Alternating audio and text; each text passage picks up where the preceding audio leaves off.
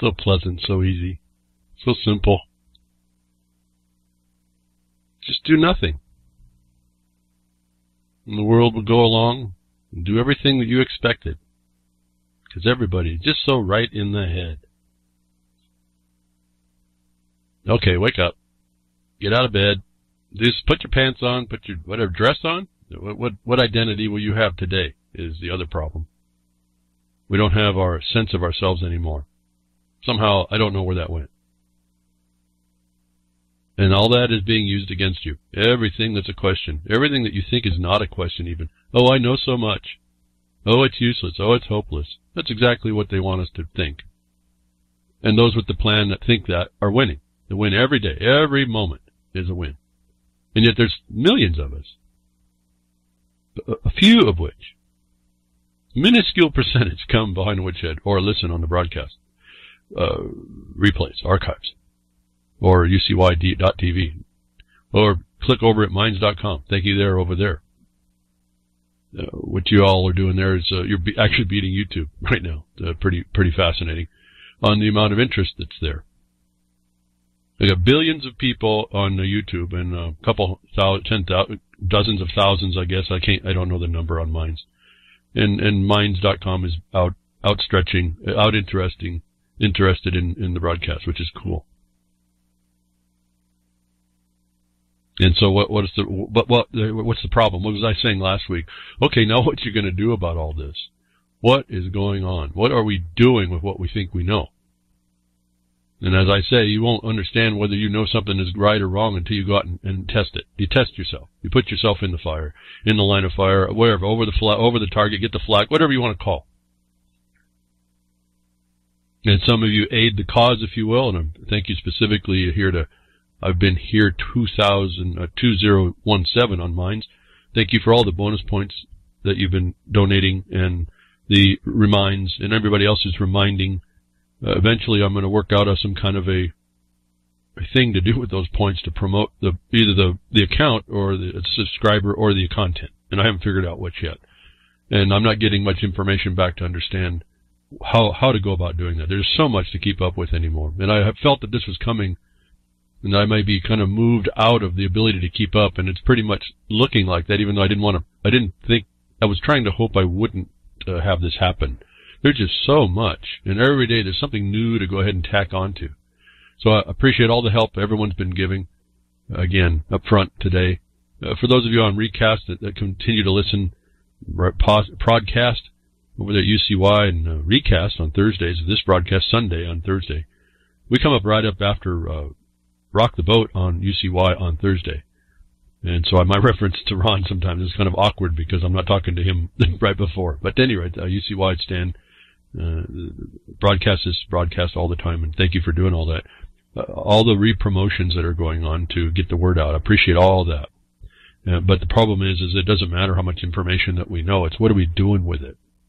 And a request came up. Can you talk about something like avoidances and things? And the problem is the particularity. When you get down to actually doing avoidances, you have to know the particulars. This really is law of the land. In every case is very much its own particular thing. And I've explained, even though I don't know if you appreciate what I'm telling you, how certain this stuff is. When I tell you one case, you can have two properties sitting side by side to each other, and you go address a particularity around each case, and the whole cases can be completely different, absolutely completely different. It's the same thing on remedies and things and that. So while I chafe at the bit to explain certain things, and I will only do so generally because the specificity, the particulars are very important. Every step of the way matters, and I don't like it, but that's the fact. And so I just wanted to convey that it's not that I don't. Oh, and I think I got this. I remember right. There was a comment on YouTube. I stick to one subject. Well, I do stick to one subject if you listen. Not to insult you, but I stick to the subject that says get knowledgeable enough to start doing something. And I come every week to try and find all kinds of different subject matters that'll show you really there's not that many paths to doing something. It's just which particularity are you going to choose? Once you do that, then the path, the real restricted path starts to develop. And there's a whole lot that goes into that. So while part of me wants to tell you lots, it's the loaded gun syndrome. I can't do a whole lot because it don't work, it won't work, and you'll think I'm nuts about how it works because you don't quite come with a problem that we resolve. You just come with this generality, which people love to do. The internet's full of generality. And I don't know what else more to say about that. It's, find the particular wrong you want to make right is all I really come up with. I mean, whatever people think of what I'm saying, that's what it is. People sarcastically respond to me all the time, knowing what they're saying. It's a truthful observation, but as I said before, it's applied wrong. You apply it as a sarcasm. You don't apply it to resolve the problem of the existing reality, like the injustice of the so-called justice system. What are you going to do about that, folks? This is supposed to be your life living in some free nature. And we missed the point when they said the government's free. It's a free government. Yeah, you're not. The government's totally free. Those in government, actually. The government's just this framework. And so we got to put things into more proper perspective, and we got to get more into the point. Have people that are, and sometimes these things are sensitive. We can't even publicize them ahead of time. But if I can get people to get focused on certain things, we can start working with better particularities. I was asked particularly because it's a general knowledge thing right now with the Bundys.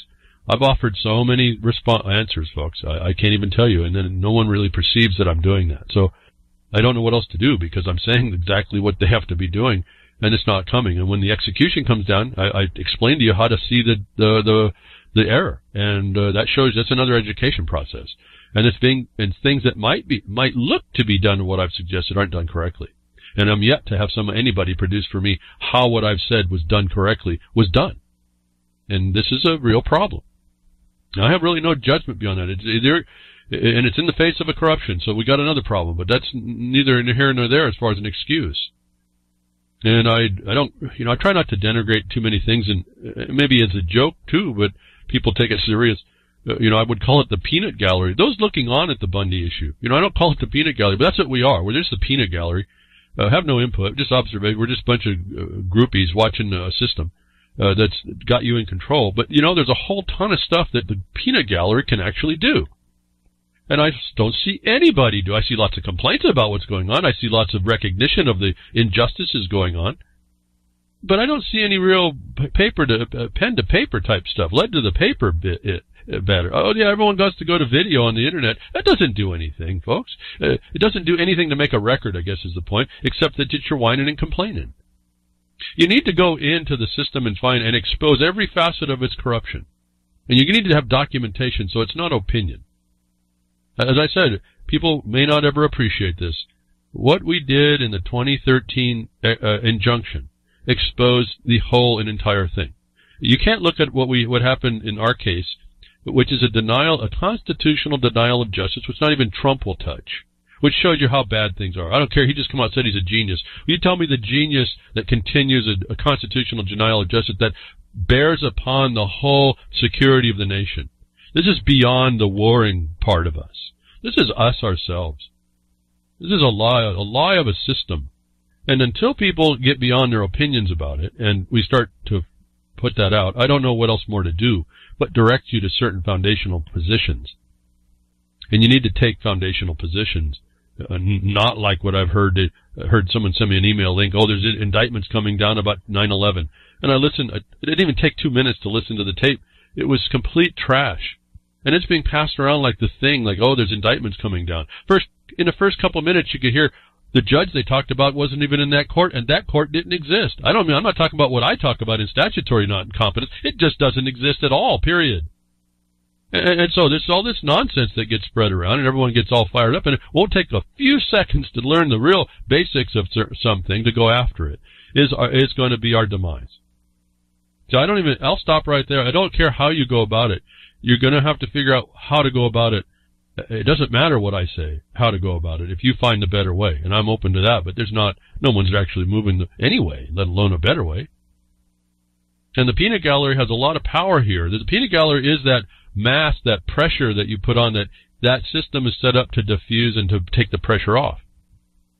If you don't understand this dynamic, we're not in a stable condition, actually. We're in a controlled condition. So anybody that wants to offer about going to the system to get an answer, no, you don't go to the system to get an answer. You're not listening to me, or you're being divisive, or you're purposely a troll. You don't go to that system to get justice. It's injustice. It's the definition. In fact, when you look at injustice, you see the justice system. Figure that one out. It's just us. Just cause. Just cause. Excuse me. There's no just cause. And it's just what is. And that was on us to stop. There's so many ways to get at that. I'm beyond explaining it. There's numbers of ways to prove that out for us, that there's every reason why we have occupations on us and are just takeovers. And maybe I'm ignorant enough to believe that all y'all squawking about nothing doesn't prove a conquest. You don't throw it off. You're dealt. You're done and you're dealt with. So I don't know what to say more about that in some regard, just to come here and try to tell you I see stuff, folks. I'm not the only one, but I see stuff apparently that keeps people understanding that there's things to see. And I've been warning you off of certain things. I've been watching you, telling you, watch the transparent actions. Don't get lost. I mean, look at the world, but realize it's happening to you at home, or has happened to you, these things. Let me just bring up back to my tabs.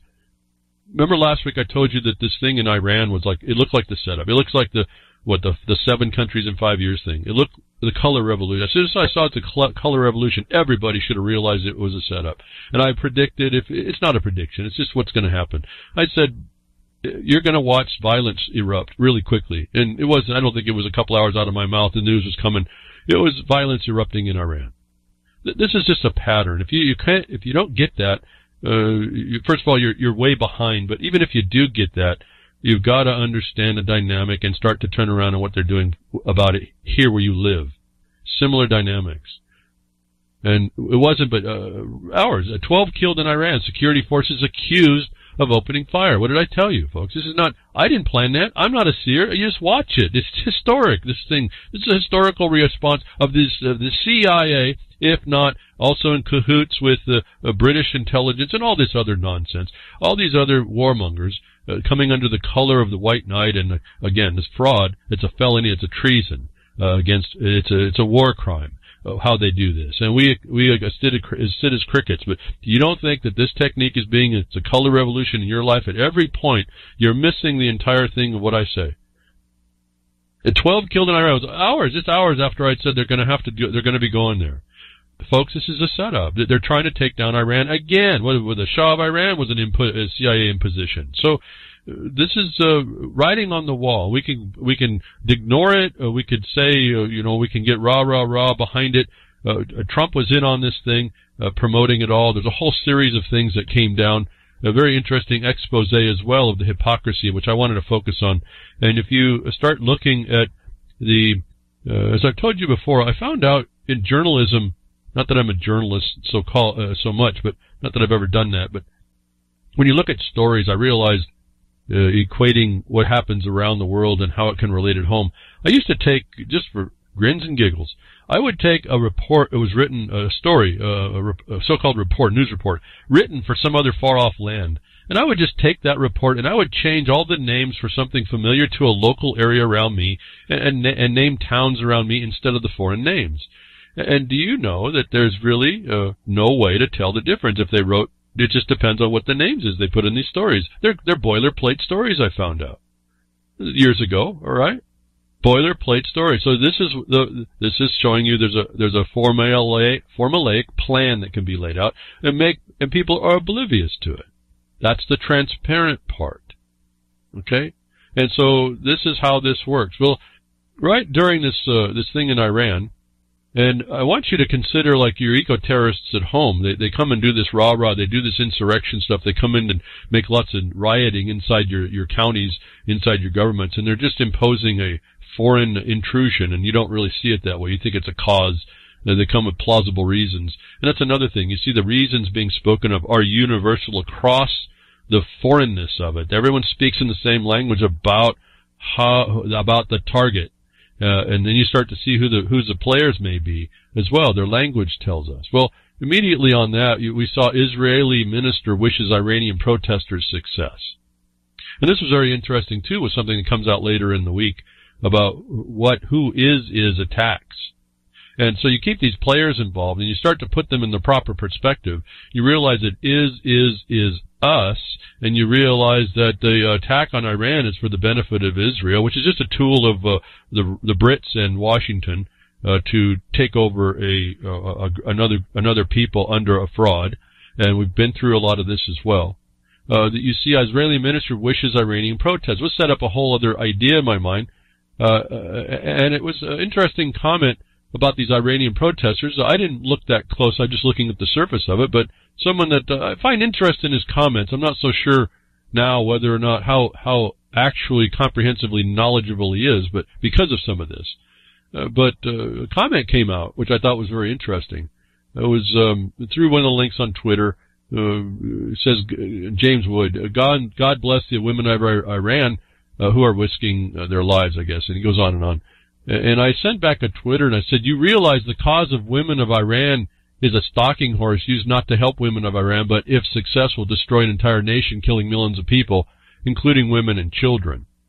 I asked the question, what's it called? Someone embracing rainbows, color revs, while swatting at snowflakes, because he was going after someone's comment who was claimed that she was laying in a fetal position after reading Trump's Twitters on this Iranian thing. And I'm asking him, do you realize that there's stalking horses, and the women of Iran is a stalking horse. It's no different than the Indian tribes over in the Dapple. They're the stalking horse issue. This is how this thing works. It doesn't mean they don't have an issue. It means that issue is being used to be exploited.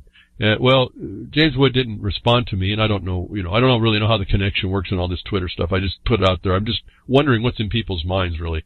When you saw Color Revolution coming in, why are you swatting at the snowflake that lays in a fetal position, who has already agreed that in a way they're not capable of coping, but realizes that somebody who's on the other side, in this case Trump, is making decisions that are really advancing the cause of the destruction. And no one seems to want to address that part. And I don't know why, but it did come out right during that time about the Israeli ministers, supporting the protesters. And then you see they're getting attacked. And I said they're going to be attacked because the foreigners want the state to attack them so it looks bad. Now, Iran did a pretty interesting thing on how to circumvent that. So they're figuring out how to minimize this attack. It's a very brilliant attack strategy. It's very difficult to stop, but I think they've quelled it. I don't know if it's true what they're saying. Ultimately, that in the last week they have been able to put it down. They called out the foreign invasion part, and they put down only that part that looked like they could supposedly prove it was a foreign invasion. But I think it was, so I can't deny that their need to do what they've done on this. But we need to look in and see what the hypocrisy is as well. Well, immediately coming up after this question, and I'm asking, you realize this women in Iran condition of protesters, this is the stalking horse. There's the criminals behind all that using this. These are the people, the extremists, the little real terrorists that are causing changes, not regime change. They're talking national destruction here for some really undeclared reason. Just the fact that they want to. And so this is, again, and it's all a proxy. So they've learned this lesson too. You don't go do anything yourself. This is why the UN was set up as well. You see all this, folks. But Max Blumenthal, and I don't know too much about this, the politics side. I think he's a Democrat guy, but it doesn't matter. Maybe he's some what do you call a politician. But it was interesting his response to this issue about the Israelis agreeing to success on the protesters. And he said, Max Blumenthal says in a Twitter, big protests in Israel. So he's calling our attention to what's been going on in Israel, which hasn't made the news much. The people are finally getting wise as to how their money as wealth is being stolen and squandered on terrorism. It looks like they will not take it any longer. Iran is watching very closely for human rights violations, was a political hit against what Trump said. Exposing to us, which is something that was in the news that we missed, if we didn't know about it or isn't promoted, that there's people in Israel that are protesting the very similar types of oppression. And I just want to point our attention again, the governments are just death. They're just destruction. And the people are being oppressed no matter where you go by these systems. People in the systems. And I want to call, without going too deep, remember, I was a little aghast a bit when I found it out, that Hitler had, in the security forces, was a Jew who attacked other Jews. So-called. I use this word Jew very, very loosely. You wouldn't do that if you were actually the religious or pious type. But this is all name-titling problems as well. These are all stalking horses as well. They're used as a front, the false front, the spaghetti western. And we watch it and believe it. So, to confirm that, Press TV came out, and I know, Press TV's Iranian broadcast, but you're looking at the two factions talking against each other, and we just take the information as we see them. But I found it interesting. Max Blumenthal is admitting that there's people in Israel that don't like their regime, and that's really not even a regime. It's not even a state. It's just this. They call it the occupying force. There, this is by definition an occupying force, but set up by whom? Well, we got Britain and the United States supporting it. But Press TV comes out and says anti-regime protesters hits the streets of Tel Aviv against corruption amongst Israeli officials. Thousands of protesters march on the fifth consecutive week, calling on Israeli PM Netanyahu to resign. How many have heard about this at all? I mean, I've been kind of watching it. I don't study much of it. I just look at it and keep track of that. That it's going on five consecutive weeks for it. They've been doing quite a bit of protesting. Picture you want it, you get the broadcast, you get the link. And so my question on all that, do senior Israeli ministers wish their own long-suffering anti-regime protesters success as well? Well, this is the hypocrisy, folks. It's a rhetorical question. And it's self-evidently not, with the hashtag self-serving and hypocrites is another two hashtags. And I wanted to remind people that want to read it in the Twitter that, remember, democracy means mob rule. And I said the people of Iran better watch out. Remember, the United States government and Britain and the coalition brings the rule of law and democracy everywhere. It's a destruction. And people haven't recognized that. It's the Bar Association as well. That's international. That's also sitting in the UN. That's the legal advisor to the Holy See, and I find it interesting that the Holy See is not actually a state, but Israel can be. They call it a country. Are you kidding me? Why does anybody point this stuff out? Maybe you are. Maybe we're not loud enough. But all these things make a list of invalid points to invalidate the color of the authority that they're using that we necessarily should be, where we are interested, be taking account of. So do senior Israeli ministers wish success to the Israeli protesters, the anti-regime Israeli protesters? Of course not. It's complete hypocrisy. Until we start to sit down and formulate ourselves in ways to document this in more formalized ways and make it more public knowledge, more obvious, all this nonsense across the world continues. And what was interesting, and again, humor being a very good vehicle, somebody, apparently an Israeli comedian, pops up and actually does what I told you I could do when I learned about doing video editing. You can put words in people's mouths. Well, they literally do it. And now it's even easier. Now you got all this technology that actually take the words, their mouth will actually look like it's enunciating the word that you've replaced it with.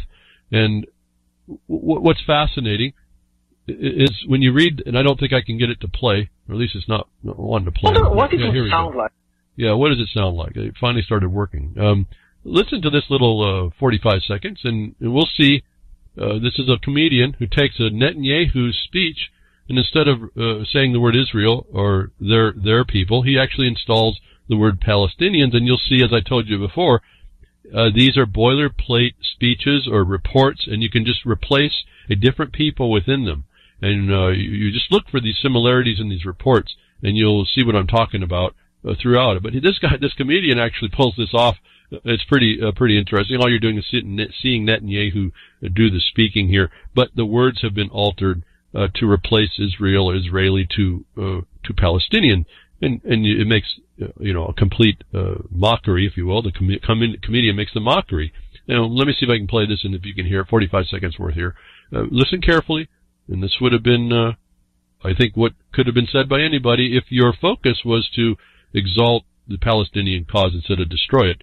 This is Netanyahu speaking with his alteration by a comedian. Like, if he did, But I'm sure that fear will not triumph, because the Palestinian people are smart, they're sophisticated, they are proud. Today they risk everything for freedom. Sadly, many European governments watch in silence as heroic young Palestinians are beaten in the streets. That's just not right. And I, for one, will not stay silent. My regime tries desperately to sow hate between us, but we won't succeed. And when this regime finally falls, and one day it will, Palestinians and Israelis will be great friends once again. I wish the Palestinian people success in their noble quest for freedom. What it would sound like? That was pretty straight up. It could be stated either way. And this is the mirror that you start seeing in the world. This is what I see. This is what comes to me is the hypocrisy of what's going on, and the thing we have to start cutting through. In this case, this comedian brings out that hypocrisy. I don't know how well it played for him. I don't know what his condition is now about doing it that way. But there may have been some retaliation. Who knows? Even if not, this is how we can find and see the brutality of the cover that's being used to exalt literally governments over people of either government. Remember, we have the Iranian people being destroyed here. We have the Israeli people, given that they could be called Israelis, there, and then you have the Palestinians, all showing this boilerplate plan. And all you do is you just fill in the blanks. It's kind of how they do law legal. Same thing. If you fill in the blanks, even remotely close, if you're an attorney, you'll win. And we've got plenty of evidence of all this. This is one of those specificity things. If you look very carefully at, which I've just done because I've had to look very careful. Again, more to the point. Take away every excuse. Take away every error that they can claim you didn't fulfill the statute. Is why you even do this. And then there's no reason for them, they have no reasons to deny you. But when you look at what the sloppiness of the attorneys are relative to what the statutes say is a requirement, you start to realize it's all just a show as well. And this is the professions union protecting itself. This is on a global scale. You have the politicians protecting themselves, the regimes protecting themselves. It's all boilerplate if you start to see it that way. Now, I was talking about one of the parts is we start listening for the similarity in the language that's being used, if not identical language, across the world on any particular subject matter. And you can start identifying who the players are, who the gangs are. Well, I don't study it so well, but it kind of came as a surprise when I read, because it didn't occur to me. I'm not showing the players, but I read another story on the moving through this week on this deception that's going on, that we're supposed to hate the Iranians, they're supposed to be hated by their people. No one knows the Israeli people are having problems too with their regime. Certainly the Palestinians are suffering genocide. We would hope that Netanyahu would follow his own advice, even if comedically adulterated as such, because it's a better, peace on earth, folks, if that's what we're looking at. But a story came up here, internal to Iran, going back there, about who you might be able to tell the players were. And it occurred to me that the United States led with this discussion. Again, that Trump statement, and then Haley, these words, these sentences came out of their mouth first, which caught my mind when I read it from here. Iran's former president, Mahmoud Ahmadinejad, arrested for inciting unrest. And what I found fascinating is one of the reasons why he's been doing this apparently, why he's been gaining notoriety again. He was, he was like the president or somebody of Iran for 8 years, and then they have their elections and he was voted out or couldn't run or whatever, it doesn't matter. But one of the statements that it said that he was running on, one of the platforms for this that's been gaining steam for a few months now, this is not just happening, but it's been going on since quite a few months, was focusing on, the statement is focusing on the fight against corruption, and is his main emphasis attacking the rich and corrupt, along with severe criticism against the government for squandering public funding intended for the people's welfare, and relative to Iran's fight in support of Hezbollah and their fight against ISIS, which is us. That statement, squandering the people's money relative to the support of the war on terror, is exactly what the United States led with a week before. And now I'm wondering who this Ahmadinejad guy is, who got to him that their language is identical. Identical, folks. I mean, that's how I picked it up. Now, I don't know if you're hearing all that, but this is what I just kind of glean so-called the notice for these little tidbits, if they're there. And this one was there. So, again, they're right in front of everybody's face. This thing is executed so well. The players are inside the gates, in their countries, making up stuff. We won't ever really understand the truth either. And the government has to respond in certain ways that they can't allow certain things either. So it's a big problem. That this planned attack on multiple fronts is what I want you to start paying attention to. As I told you, it's the mirror over there. It tells us what's happening here in your country, United States of America, and every country, actually, that runs through an agenda, a foreign agenda that's trying to bring on these United Nations agendas, which all nations are agreeing with. So no one shut it down. So don't think that any nation is kind of out of this. There's no higher calling here. It's just how they're going to influence you to agree with the positions in order for them, you became placated to agree with how they accomplish what they need to do generally. And so in the same week here, we see Ahmadinejad speaking United States language, which I didn't remember him doing that before. So, who got to him, or what's been going on there? They've got, everyone's in the, there's assassins in the gate, so to speak. And we got this report now that comes out openly, that the United States gives Israel a green light to assassinate Iranian General Soleimani. Now, how would this even be how would this even have air to breathe in the past is another problem for us. That would have been really a war crime on its face, would have been condemned. This is open now, this open season now. And this shows that I don't know why Israel would be having to be given a green light. So that story seems to be a little bit odd. They were never, ever having to be given a green light. They have open license to go do whatever they think they need. And we're watching this during the Syrian situation. And the people over there, Syria, Russia, Iran, they have a serious problem. They can't just go ahead and stop just anything coming in from Israel. They got to kind of take that from them while they're focused on the more important problem. Definitely watching priorities being dealt with in Syria. And I think definitely so. Notwithstanding the United States presence and its lack. And the other thing is, you see, the United States has no purpose there now, and yet it won't go away. And there's really no force and effect to do it because it's a bully and it's a brute. It's the baddest military in the world. And I'm going to hear a lot of people, USA, USA, USA. That is the wrong attitude here.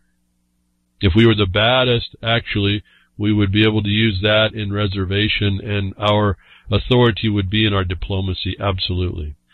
Now, that said, that's all a game, too. The point is that you would be taking different positions. Trump wouldn't be leading the narrative underneath this same methodological fraud that people pick up to say, we're protecting the women. Remember, folks, if you didn't pick this up, the international motives that use this, the Stalking-horse method is women, the children, and the indigenous. Remember, so they're using the cause of the women in Iran. This is an international play, if you didn't pick that up. But where do we get the United States give the right to give a green light to begin with to this thing that's not even a state, it's not a country. It's been given that by the bullies and brutes and the oppressors, given the status of that in order for it to be the mercenary tool that it is, to go kill somebody, folks. Do you understand this?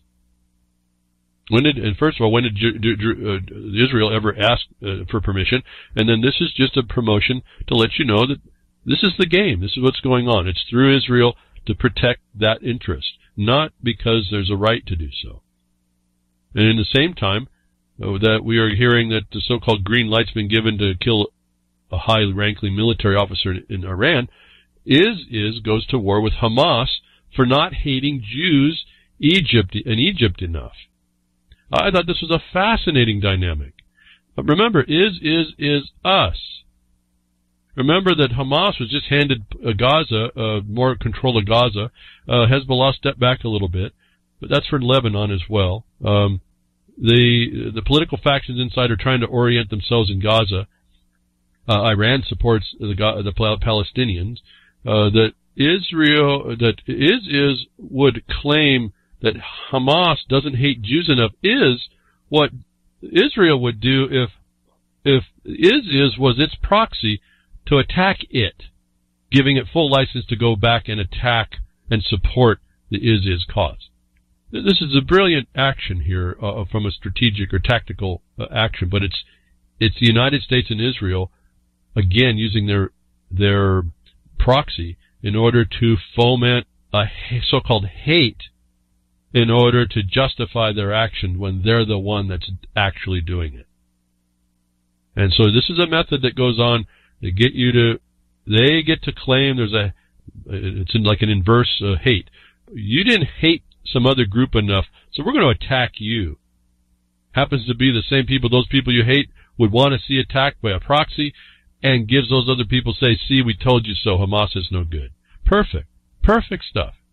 And if your gameplay, if you will, your ideas aren't at that level, you're missing the bigger point I see in the United States in ecological terrorism and all this stuff that goes on that I see this way as well. This is the sleight of hand, most of the magic that happens in front of everybody's face. It doesn't have to be as high level as what you call a hate crime, which is, a stupid term all invented anyway. Or you don't need to be looking at what they call anti-Semitic. That's all a lie too, right?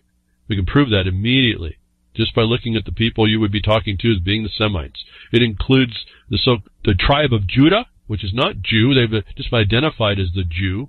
I guess you could reduce the word to that, but that's an adulteration as well. But it's a whole bunch of tribes of people are the Semites. And so we cut through the stalking horse of the terms, and we start seeing who the real issues are. But this was a brilliant thing, tactical move here, to say that IS was attacking Hamas because they didn't hate Jews enough, when in fact is a mercenary group for the Jews. Now the Jews are clear to do whatever they need to do to support, aren't they? And now the IS becomes a savior in the world. How brilliant these people really are. Now, I don't buy it for 1 second. A lot of people may not, but this is what runs this world through. This is what's going on and gets traction and is allowed to continue. And I'm telling you, this stuff happens in a lesser offense, if you will, in your countries right now, inside the people that are making decisions, your departments of government, your agencies. All this works at the same type of thing. If you look, like, without getting too deep onto all, it's how the CDC runs it. It's when they're supporting their mercenary, their mercenary groups under Title 50 to go after you in the pharma. They blame somebody who really has no power to do anything, but has a force and effect on your mind. They say they're the one, the end all be all enemy. They have a third party go after them, and they sit there as the regulatory power, right? Because you have the power, the real power.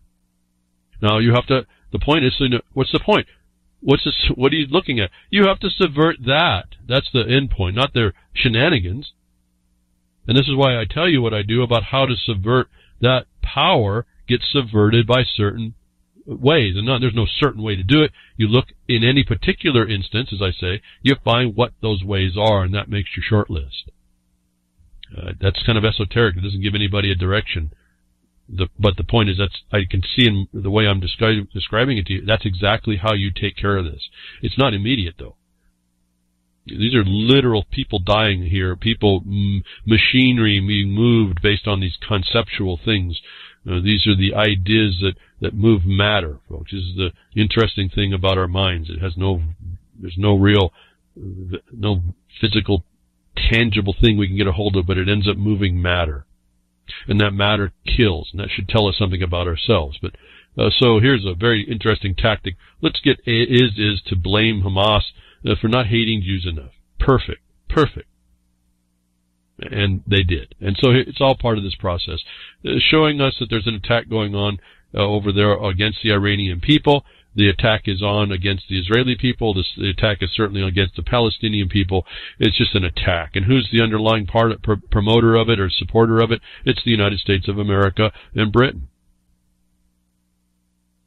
So you can do whatever you want with all that. You can give it any name you want. You can call out names. You can do things that get stuck in the memes of the problem, or you can step back and say, okay, those are all the tools of war, none of which are going to help me. What do I use? And you have to reorient the battlefield somehow And that just takes an analysis I think it's possible. Whether or not what I'm saying it can't do, where you got nations going at it. You and I are probably not too influential, except for how we analyze and explain what we say. If I can take my own example, how I'm attempting to, I hope I'm attempting, and I'm doing it, but I'm attempting, the attempt is in the reception from your side. I am conveying to you a condition. It may be beyond us, but I'm conveying a condition that has certain parameters of reapplication in different ways. And that's the analysis I want us to do. That discussion is what I want us to start conveying to people, not this short-term negative wordage, titling. And I hate to even go there, but I'm going to have to, because it keeps bringing it to, and I'm not even versed in it. Just don't go there. But like always using the word Jew or Goyim or whatever. I don't even get into it all. It's just too. How many times am I going to say the word TOO here, folks? It's just too. It doesn't work. It doesn't get us anywhere. It doesn't solve the problem. It just, anyway, I don't know. There's so much it does, it's not right. And that's just one. We can call it even when I do it, I call it the eco-terrorists, although, I mean, that's provable. They're eco-terrorists. I don't know what to say about it. They're people that are it's not a belief system, it's an action. They put their belief into act. They actually affect matter in the world. That has to be stopped. It's this action that's going negative, that's no good, that has to be stopped. So it's not an ideological attack here. There's no titles to attack. It's the acts, not AXE. So at any rate, so I'm attempting to convey, or I hope I can convey, that we have a condition that has reasons and foundations that have their outcomes that need to be interfered with and essentially stopped eventually. The momentum, again, the mass starts to move. It's just like physics. A mass starts to move. It takes some energy in certain ways to either deflect it or stop it.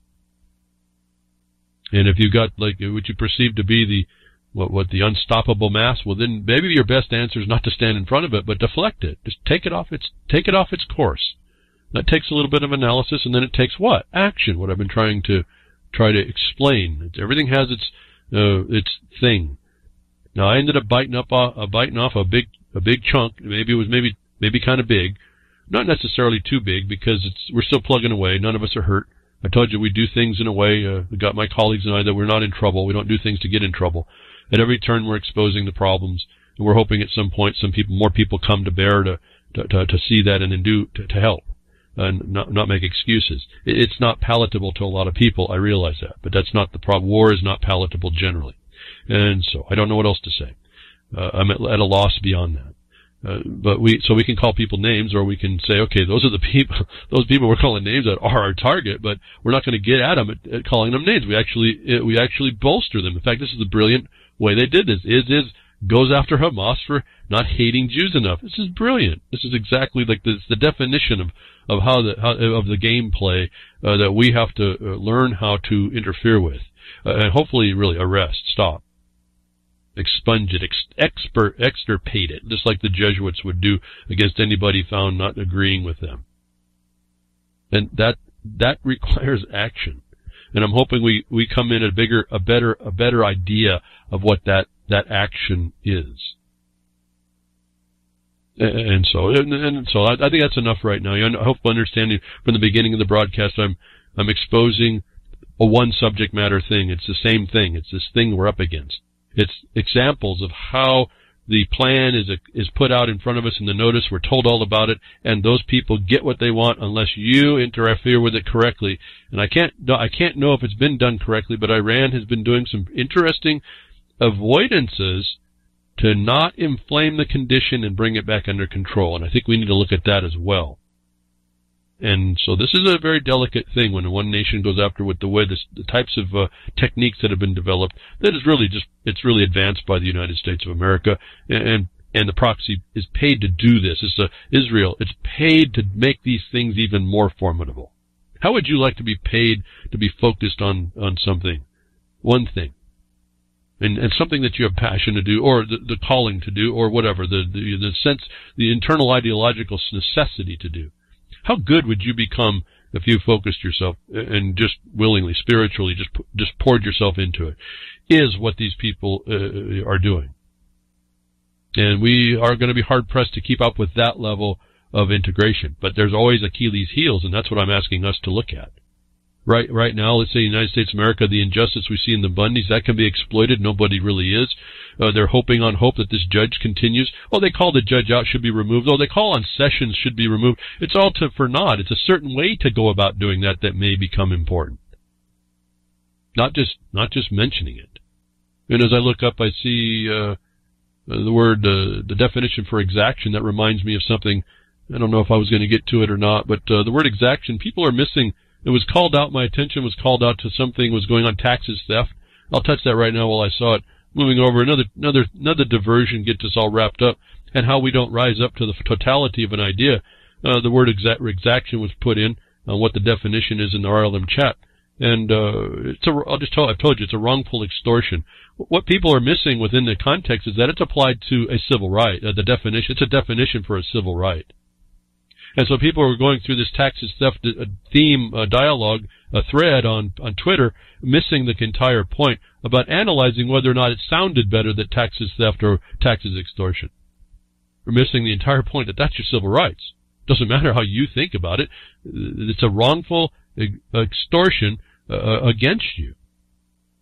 And so everyone gets involved in bickering about what sounds right, what does it feel about it, and then no one understands what the oppression is. Or even who can begin there to even get close to beginning a plan, a tactic, a strategy, whatever to begin to understand enough to stop what it is, or what I say more importantly, avoid it. Stop complaining about it. People don't appreciate this whole point. What I say, you don't walk into a justice system and expect justice. No, you out it, and there's certain ways to do that. And so we can bicker amongst ourselves on what should sound better, what the best meme is. It's not going to solve a thing ever. What do you know? Fine, doesn't mean nothing either. That I'm telling you that means nothing till you go through the nuts and bolts of what I tell you about the problem with the taxation and the imposition of civil rights and the status that you're presumed, notwithstanding your innocence, and how you can make a record to get rid of all that and then attack the constraints of what was coming against you, the government against the constraints that it has, and make a public record. Until you got that down, and that's not really that hard to do, you're doing nothing. Making the excuse, so you're just doing it to get along, is doing nothing. It's aiding and abetting the felony against us. This is the main point, but the methodologies are really kind of the same across the board. No different than jurisdictions. As I've told you before, these judges wear different hats. Now, you can look at one analysis is there's only two things. It's either law or equity. That's it. And the so-called law ends up being admiralty. They've joined it all at the federal level. And then you look at the states, and there's not much difference. So there's a whole analysis there, but even so, you got common law, commercial law, admiralty, equity. You got all these different types of administrative, all this stuff. The courts have different hats. The judges wear different hats depending on that. If you've done enough research, instead of complaining about it all, and you started organizing it up, you'll start seeing there's threads of consistency. The difference and distinction is only to the term used between jurisdictions or authorities. And if you know how to do the magic decoder ring in a way, you have the translator between the jurisdictions. When you know one jurisdiction speaks in one way and another speaks in another, and they're applied in their specifics that way, but that they have a similar impact between the jurisdictions, and you stay on those, then you'll be able to travel between the jurisdictions when a judge goes around trying to lead you by the nose. As I've told you all this before. Is that defeating the system? Is that expecting it? No, that's anticipating. That's what they're going to do, and I've got the weaponry. I've done the study in order to understand that's going to be the case if I find myself there. You're smarter, more intelligent. Forget the smart. That's technocracy upon you. Intelligent. You're more intelligent to avoid the thing. How do you do that? Well, I've talked about that, too. That's this supposed administrative imposition before you get to the so-called court of justice.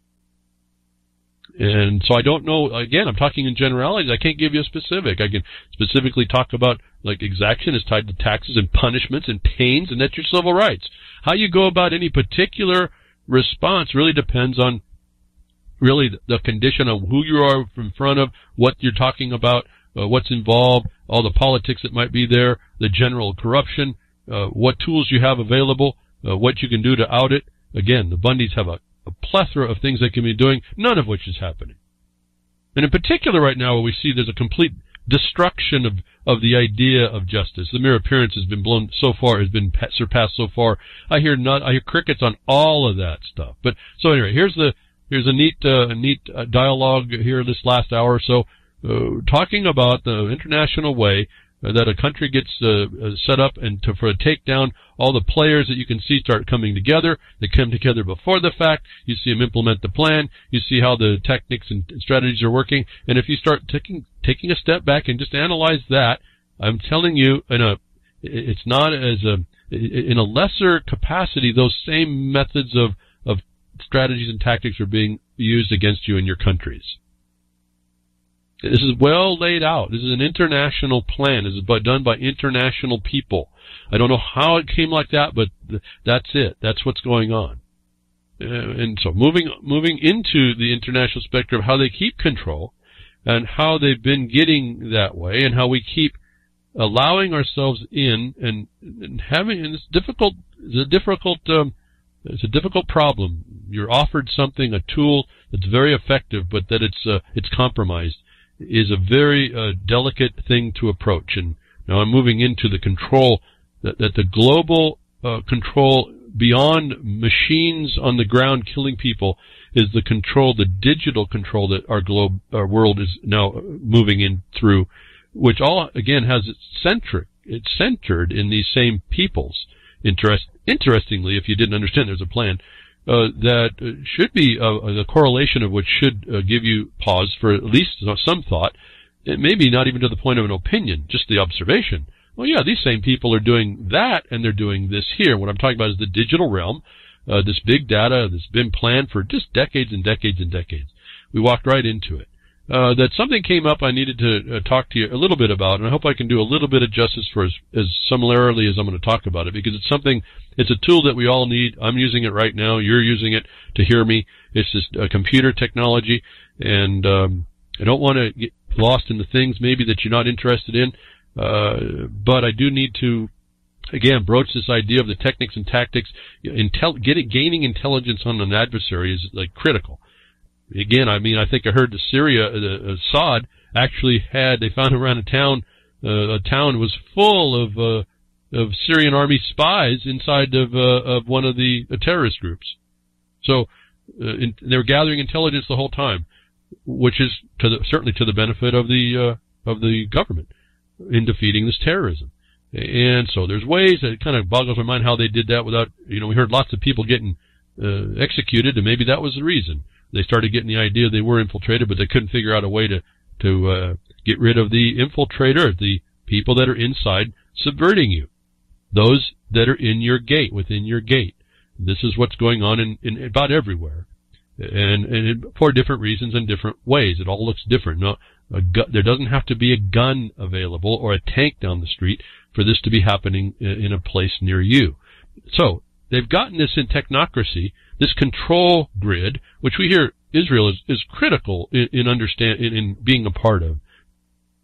Again, being paid to do so, and so you'd expect the best in a way. And so someone's claiming that they're the best when they've been paid to be the best. It's kind of that's just an ego trip. Of course, you better be the best. And so these are the kinds of tools and weapons that we have to be careful. They're the people themselves.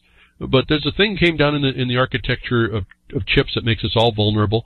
It's been said that now the companies that were responsible to stop this in the inception of their architecture, and I want you to understand this architecture thing. That's the way that chips are made. Has now been found out, and just a couple have been found out. I'm sure that there's others have been found out to have major. They call them flaws. No, I think these are part of the plan, but they're called flaws, and they really are serious things that companies are saying that they are taking measures on the software side to fix. The two major ones that hit the news here this last week, and I wasn't really going to touch it because it's kind of technical, maybe even beyond me, but I need us to know what to listen for. Again, what you're told and what is not told becomes important. The two major flaws at this point are called Meltdown and Spectre. Now it's been promoted that the fix for Intel CPU flaws could slow down PCs and Macs. This fix is actually going to reduce the speed, they say, because of the nature of the architectural problem. You have to understand the software commands the architecture, which can only run as it's supposed to be, as it's been designed to do. There's no way to change that. As I told you about being in R&D, we designed like the first programmable pacemaker. I was on I was a technician on that, working with an engineer, and his plan was it's laid out. I breadboarded it and found over a time that there was a logic. Well, we found out later it was a logic circuit error problem that ultimately, over the use of the actual pacemaker, would have literally killed somebody. It would have given them shocked their heart still, and they would have died right there because of a simple little logic duplication. And this is down at the level when we could do it then, and it's gotten so much smaller and faster than before. But the engineer added a second logical step that wasn't required. It was a 4-gate NAND gate section. Just minuscule compared to the whole chip.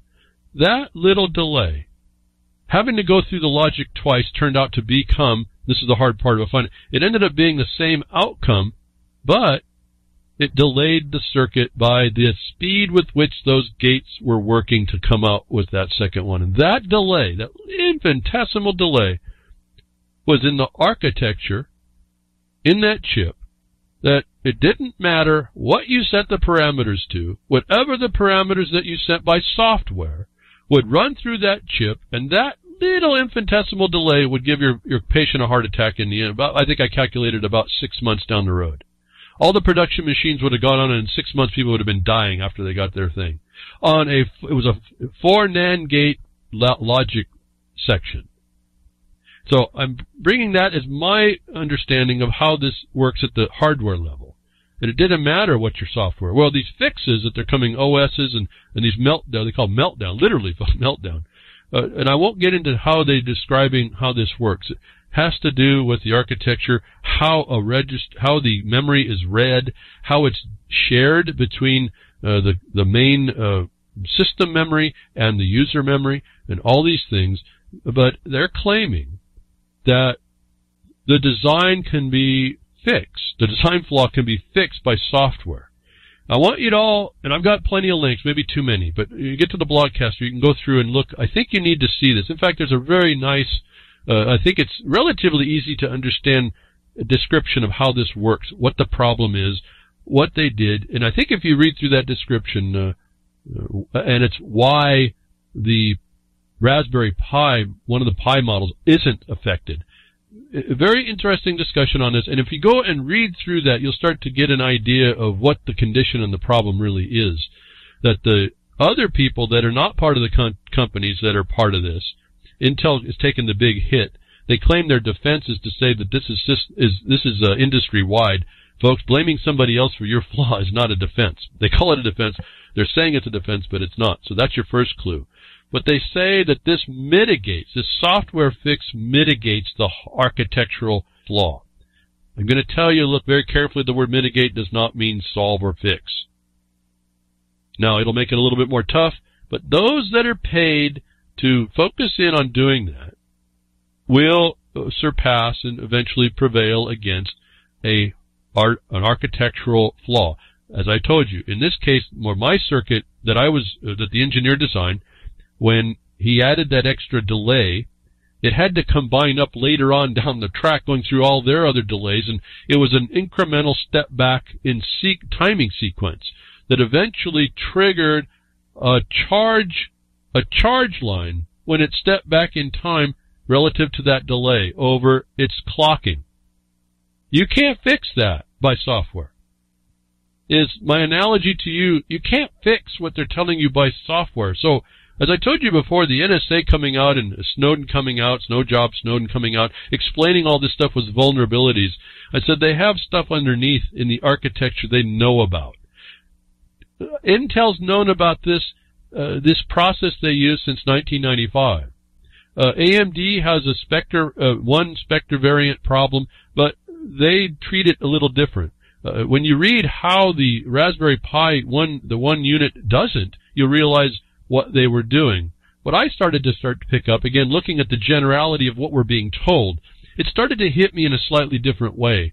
First of all, I really don't believe this will be fixed. It's mitigated. They tell you they admit it's only mitigating the problem. That has to be because it can't fix the architectural hardwired condition. That has to be programmed. That's programmed in the making of the design of the chip. And so you can't fix that. You can block things out. You can interfere with access. You can treat errors a certain way. You can start looking at certain errors a certain way.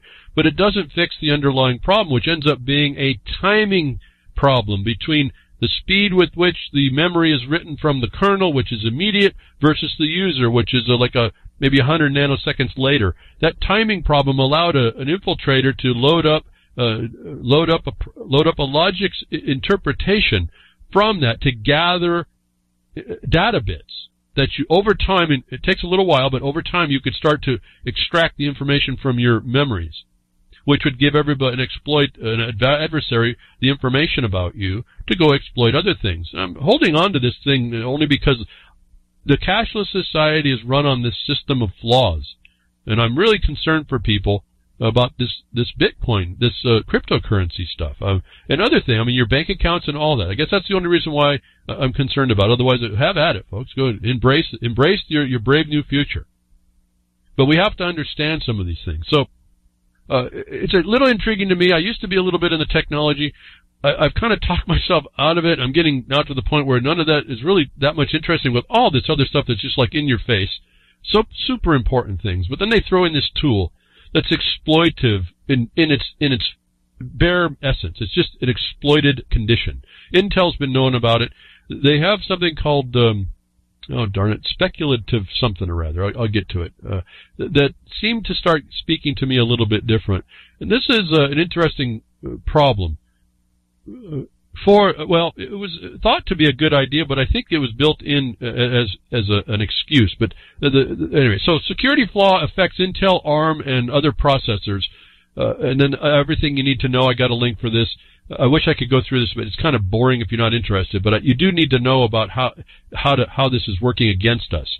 In this regard, you would want to find the security patches if you can get them without all the other bloat. To try and patch these up to make it harder for an adversary to get at you. But you need to understand that you're not going to be safe in the brave new world. The technocrat, I guess that's the bottom line. The technocrats have us in this technology. So how do we stop that? We start to understand we can't go willingly into the night with these people. In the meantime, like I say, the cryptocurrency, the speculation, I wish I had time to get involved. I think it'd be kind of interesting to be an overnight millionaire, try to go for that. I think that's possible because of the way it works, but that's not the future, folks. That's only for right now. This is the transition point. This is the pet rock time. This is the beanie baby time.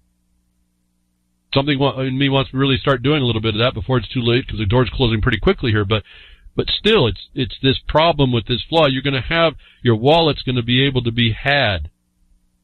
And let me start to transition something that Gary L. brings up that we don't hear much about with these quantum computing versus the AI. All right, all this is exploitable through these flaws. You can't really stop the architectural problem.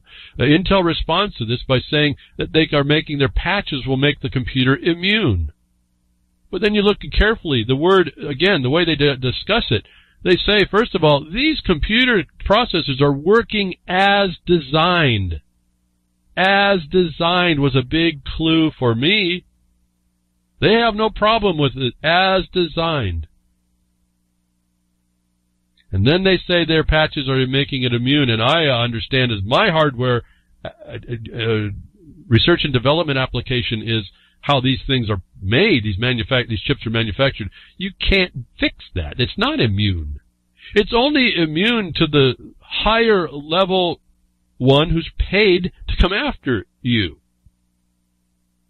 And how is that? How can they come after you that way? Well, my experience is right before all this so-called, not all of it, but some of your higher level languages, I got a little glimpse. It kind of told me I really wasn't a programmer. But I got a little glimpse on how you actually dictate where a bit goes and where it doesn't. How tedious, folks. I mean, it just drove me nuts.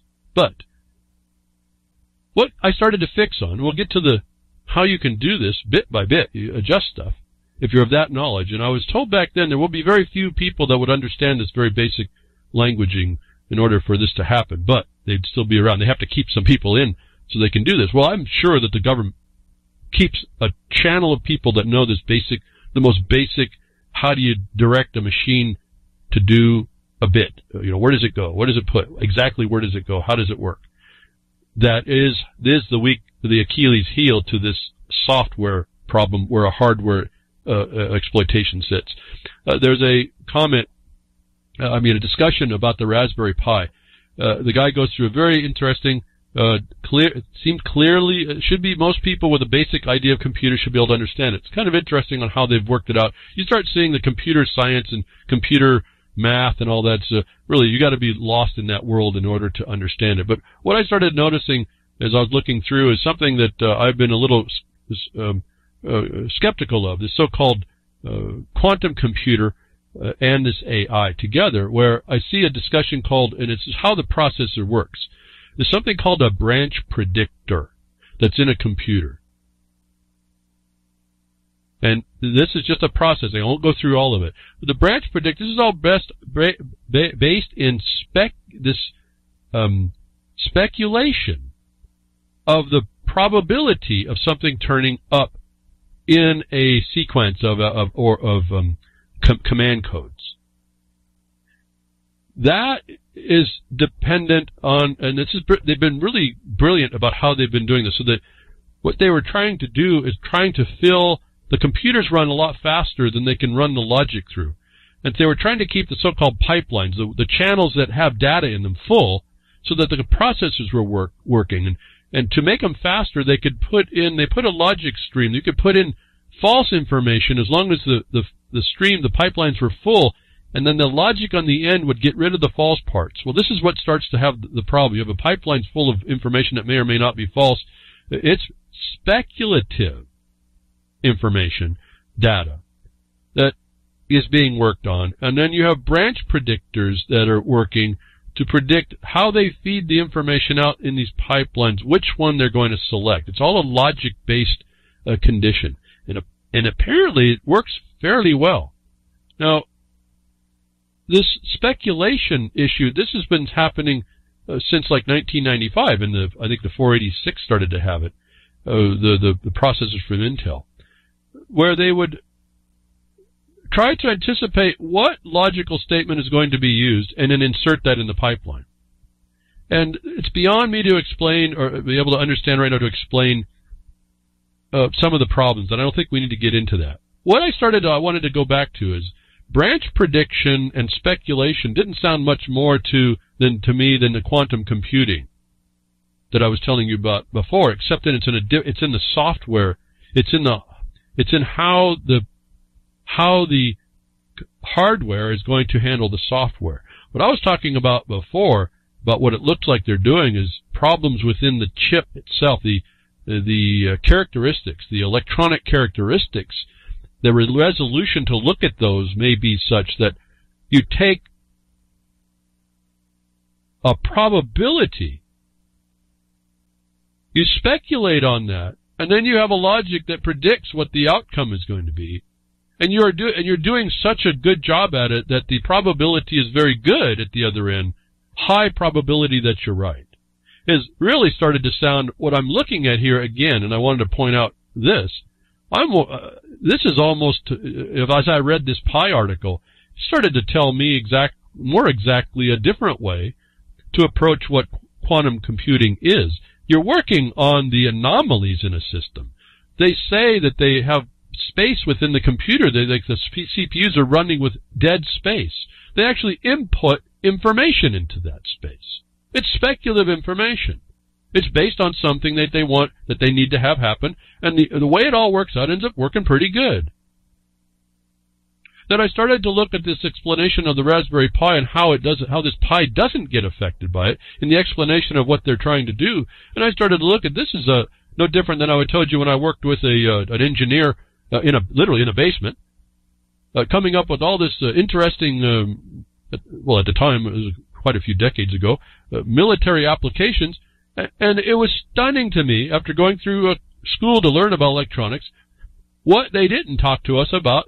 Simple resistors, how they really work. Capacitance, how it really works. What things you can look at inside there. What these simple circuits can actually do. A simple 4-bit microprocessor can do such a great amount of work with simple little components. It was just blew me away. It was just like kind of a neat insight, like a little kid in a candy store looking at what these, how simple it is to do certain things. It doesn't take a lot of complicated knowledge. You just have to understand the materials that you're working with. Then I started to understand this thing a little differently. That these flaws are exposing to us how the industry really fabricates computing in a way. And there's really intelligent people working on this. They're stuck, this is their life. But they've worked out how to work with these flaws, how to work with these inconsistencies, these shortfalls, these incongruities. And they're really effective at doing that. That when I wanted to, I guess, point out this Pi article was important, I think, for possibly, maybe, I hope that's not a false lead for anybody who's interested. If you understand what they're working with here, when you start working on probability, speculative probability, speculation, prediction, and then you multiply that on channels, or you dedicate a computer, not that the channels are using the dead spots in a channel, but the entirety of the channel to do this work, that your technology starts to come otherworldly compared to what's existing. Now, what it ends up being is nothing more than this like climate change, this hypothesis. If you get enough people believing that it works in some way, that this relation to that, again, this relation, and the problem with this issue is a relational problem. It's they call side channeling. And you don't actually invade the system. You're looking at how the system is responding. And that creates enough information for you to make sense. You actually make sense of it. So you're not only not touching the system, you're making sense of what's going on inside the system without interfering with it.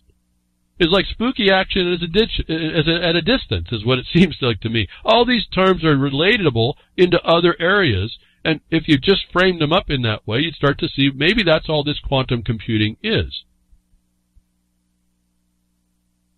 It's really a guess, and by golly that something's going to happen, and then you produce the similar system. You have a similar system, and I think I'm hearing part of the problem is that we got to, and this was a problem when I was working, you had to have chips that were so matched. You've compared them between themselves, and if they fell out of certain matching, you couldn't use them. Was part of the problem. But it's like a manufacturing trick. And so I don't know where this ends up going. I'm noticing, though, this meltdown flaw, if you start looking at what's going on, is almost predicting and giving us notice of what's really maybe going. I say maybe, really, and maybe. I don't know because I'm not that into it anymore. But it sure seems like I would connect up the thread of consistencies between legal jurisdictions, law jurisdictions, or whatever, however you want to convey that. This is a similar thing, only in the specialty of electronic computing. Now, I say that because what's the point? Well, we're susceptible to those wizards again. And I keep telling you, be careful to embrace something and walk into something. Try not to plug yourself into something, certainly, where there are magi that control it outside of your comprehension. In other words, if you have to use it, you don't put your things that your life depends on in it. And if that's the case, then it won't matter about these flaws. It's your understanding about the flawed nature of the architecture, the flawed nature of the trust you can put in it. And you better keep it, make that spooky action. You keep that spooky action at a distance. You don't allow it to engage you in a way that makes you the Hamas to Israel's is attack. There's also communication coming out about the fact that this so-called quantumness, if I can side-channel everything, because I can run a computer 100% on flaws of another system and take sequencing timing changes on that and get the data out, I can read, make it look spooky, spooky action it is, I can read your system because of its innate flaws. I call that quantum, and I can start hacking any system that there is now coming out to be a problem. But let me offer one more quick thing, something I'm a little bit more familiar with, but don't do anywhere close anymore. I was through the time. They talk to us that they're going to program the OS and fix the patches, and this is all programming language. Well, every computer has all these computers have languages. There's many languages now. There was only a few when I started to get into it. And when I got into it, they taught us and were teaching us this thing called machine code, where you literally tell a bit to turn on and turn off and where and when and everything, right down to the bit. And then you had something called assembly. You assembled these things together, these phrases together. You assembled their organization, and you assembled them into some instruction set. They use the word compiling today, but that's a little different. This is the foundational use of the digits themselves, the circuits themselves, and how the architecture. If you are someone who has that kind of knowledge, there's not much that you can't get into when you understand there's a flaw in the system, because each one of these languages can be tailored to each system. That was what I've been kind of hesitant on when I hear we were told back when, if you maintain this, because there's lots of other languages, COBOL, Pascal, all these other, they call higher languages. They're not more higher than they are grouping these machine code strings together in a phrase. It's really not higher, because those phrases don't have the ability to change any bit within the phrase, to adjust anything and exploit anything outside the phrase. That's what came to my mind, and always comes to my mind, that there's another, we don't hear much about this at all. There's machine code that runs these every bit, everywhere, how the registers, how they work, when they go, when they don't. And that's, we then move into assembly language, the assembly of that, I believe, is the way it works. But that at that time, it was just too tedious for me. I was an okay programmer in it. It was just too tedious. You can be maybe 85% okay, but if that 15% that you're wrong in the logic, if you forget that you put a bit somewhere that you had to clear out, you can cause a crash, you can do whatever. You had to go back and fix all that. Well, I realized that I wasn't the guy or gal to be that right up front. I always miss something. In fact, I do it now even when you do these little macros. There's a little, you forgot to do, that happens before this happens, and you got to go back and fix it. Well, having to go back and fix all this is kind of tedious, and it's fun, I guess, at some level. You're making something work, and you're making a machine function. But it's down at the basic level. It's down at the point of the 1 or the 0. It's not in phraseology. That it occurs to me, and I'm repeated when I saw the description of the flaw about how the Pi computer, Raspberry Pi, is not affected. In its description on just that very small section of how it handles the time, how it handles the logic, it occurred to me again, the software can't fix this, folks.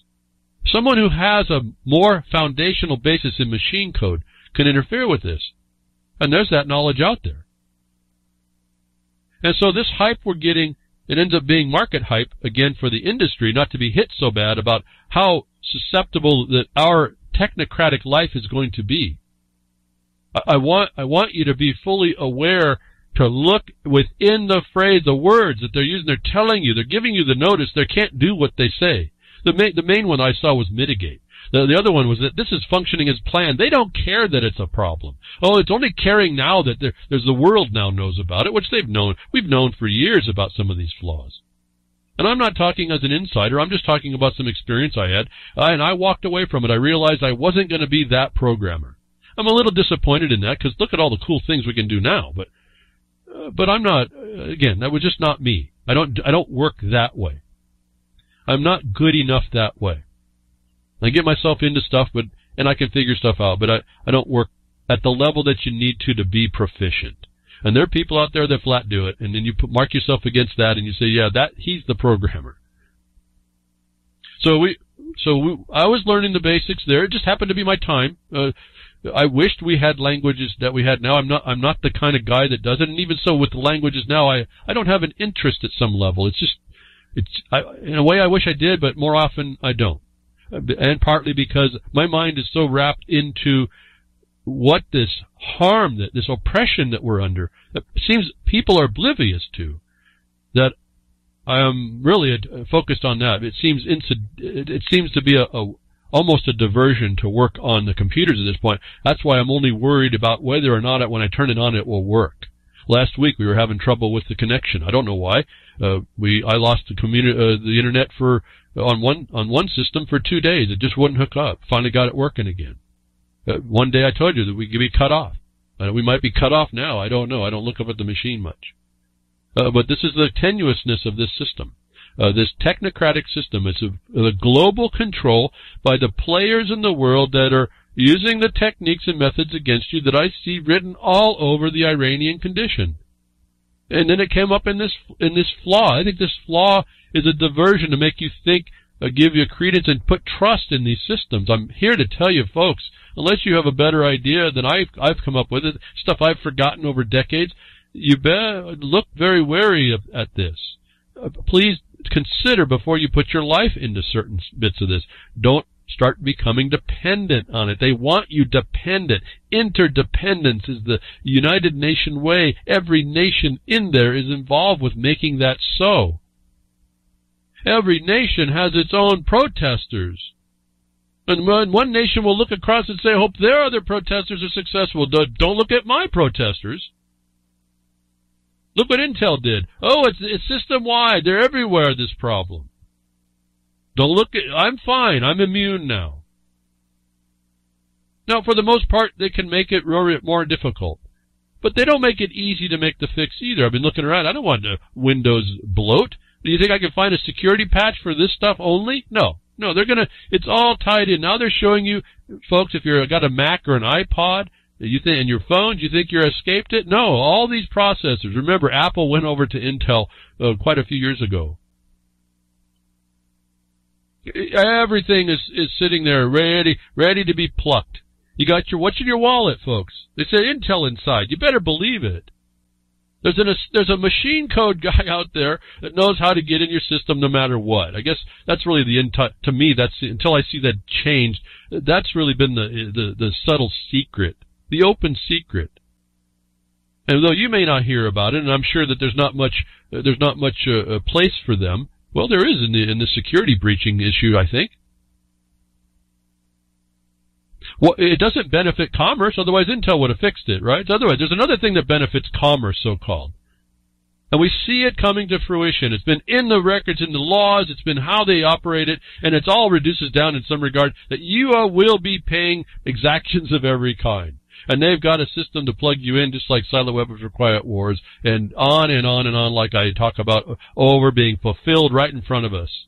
And here's this flaw, I think, exposes not only that you're not immune, that this is planned, that we do it, it's as designed, that the software is being covered, it's the Stalking-horse now, to bolster their abilities when they can't, that keeps you silent to understanding there's more fundamental controls that you can do with a machine to direct it what to do.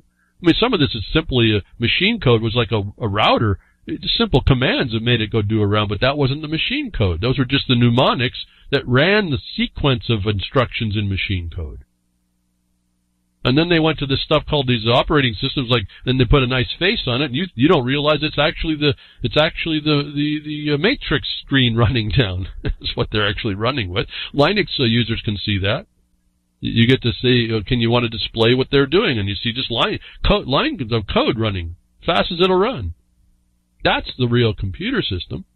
And it's put together by people that are brilliant in their own right, but they're dealing with understood flaws. They're dealing with technology that's not quite up. In other words, filling that pipeline was a flaw. They were taking what a computer can do, the software couldn't keep up with and making it more efficient, and they did it okay, except it offers some new insight. And I think this insight between the flaw of the meltdown, and we see this, the way they discuss it, I think exposes maybe what this so-called quantum computing is. Quantum computing may be nothing but a big side channel process, if I can put it that way as it comes to me to say. And so you don't, okay, I said it once, I'm going to say it one more time and we'll move on. How your life is hackable comes up now. How the people that should know better are still susceptible, and that puts everybody vulnerable. Do not put your life into the technology. Do not do not plug yourself in. Quit bringing big data stuff in. Start making a voice that you won't buy it. Don't buy it. Do your own things older. Start teaching people how to do things more basically, even if that means a little bit of hardship, because the hardship and the woe going to come on you. What are you going to do when they close your account and it wasn't even the government that did it? When they stole all your Bitcoin, you went into your bank account because these flaws were as designed, folks. If this doesn't bring up what I've been telling you about, you just can't protect against it because it's in the system. I don't know what else does. Like, this is a big proof of that. And here's how you're susceptible. Even people working with the government, contractors with the government, suppose you'd think they know better, are vulnerable. Mystery hacker steals sensitive data on Australian F-35s and newest spy jets. 30 gigabytes of defense-related data covering fifth-generation F-35 fighter jets, as well as Australia's newest warships and spy planes, has been stolen by a mystery hacker. Local media reports citing a top cyber intelligence official says, and what you going to do? You're going to hack a drone, and all of a sudden a missile goes out somewhere on your head. No, they're saying that this is not classified information. The point is, it was hacked.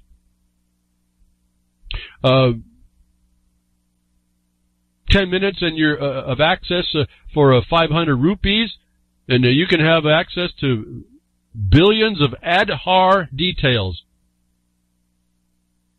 Someone's hacked a whole database and no one knew it was hacked, and now selling for 50 rupees the information on the internet. It has to do with people involved, personal data from everybody. It was only last November that the UIDAI asserted that Aadhaar data is fully safe and secure, and there has been no data leak or breach at UIDAI.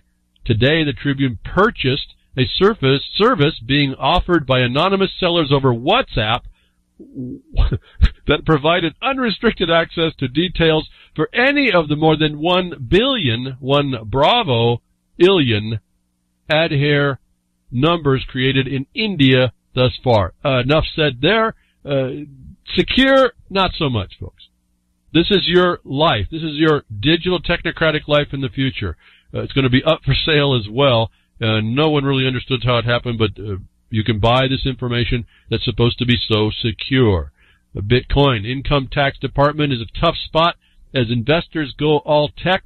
Was working the other side of this, that they're promoting, also I think it was in India, how this Bitcoin in the tax department, you get an interesting view on how people having to deal with the tax department against the assessment on against Bitcoin or cryptocurrencies, how they're having to deal with the IRS coming against them and requesting information. Remember, you should read this to show this is the administrative side where the tax department comes after your cryptocurrencies and what answers you actually might have. And I'd say caution you very, very much to make sure that they're valid for you. But look at what the people are already doing in India as the government, the tax man, comes after your cryptocurrency, notwithstanding the fact that your information can be hacked, even on places that they say is secure, even in military with the military information. This is, again, the flaw will be our acceptance of a flawed system, a flawed architecture. And we're looking at an architecture on a processor. I want you to move your mind back, take a step back, and look at the architecture of your destruction. Okay? This is all really, it's a fractal to me, somehow. It's right in front of us, the replicating nature and consistency, which we are taken down by. Again, the setup of the Bitcoin is for the taxman. The taxman's attacking people in India. They are having to come up with answers. You need to see what they're starting to have to come up with. There's some other ones that are available in the United States, as I've told you already. But the fact is they're coming at you. It's hacking your life because of your digital world.